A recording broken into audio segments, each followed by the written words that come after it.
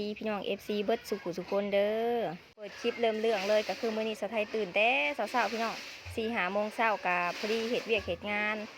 กะบ่ม่มนะพี่น้องเนาะเฮ็ดเวียกเพื่อน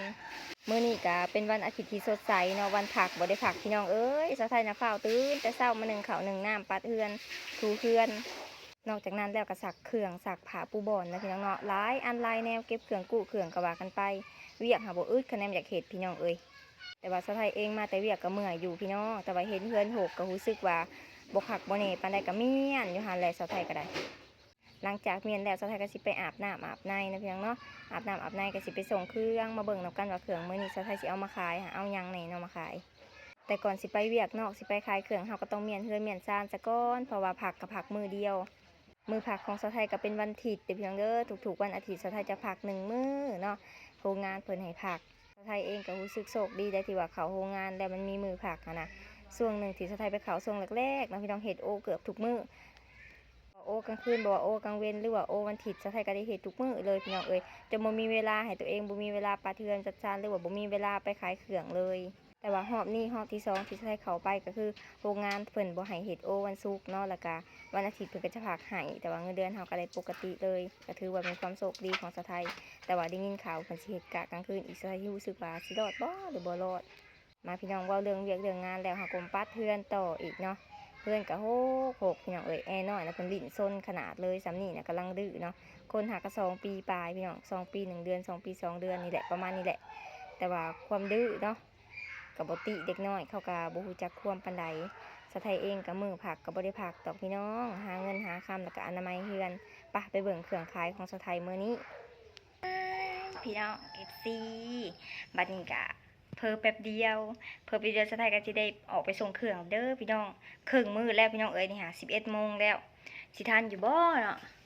ว่าสิไปส่งเครื่องแล้วจึงสิมานอนพักผ่อนว่าซั่นพี่น้องเอ้ยจนมันสิเบิดมื้อเอาซื่อๆก็ยังบ่ทันได้พักผ่อนจ้ะ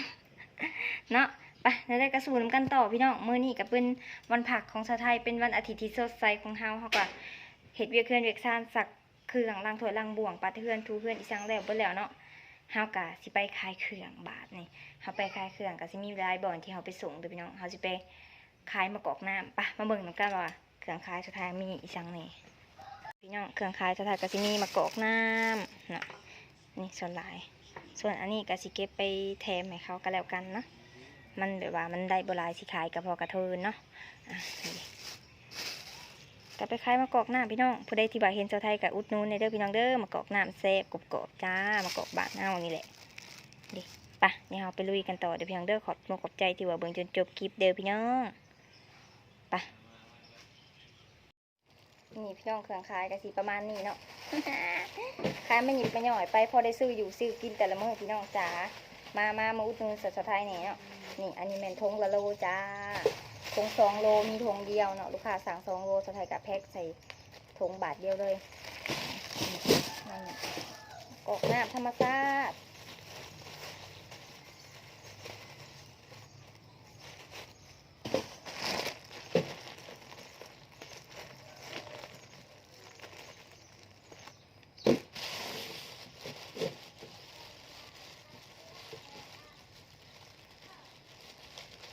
กาทั้งหมดจะมี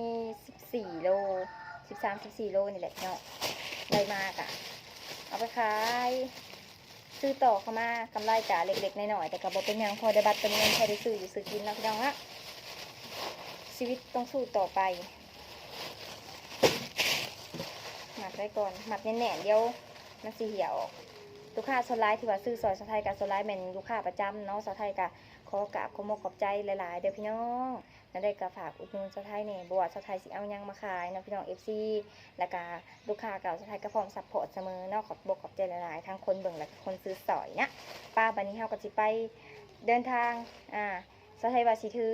โทรศัพท์ไปถ่ายน้ำเข้มถอกเข้มทางกะเบิ่งนำกันเนาะว่าสิถ่ายได้หรือบ่ช่วงนี้ก็ยามฝนแน่กับบางบ่อนมาสีทางยากแน่สะไทยกะบ่กล้าจับโทรศัพท์ขึ้นมาถ่ายแล้วก็ขับรถพร้อมนะมันอันตรายพี่น้อง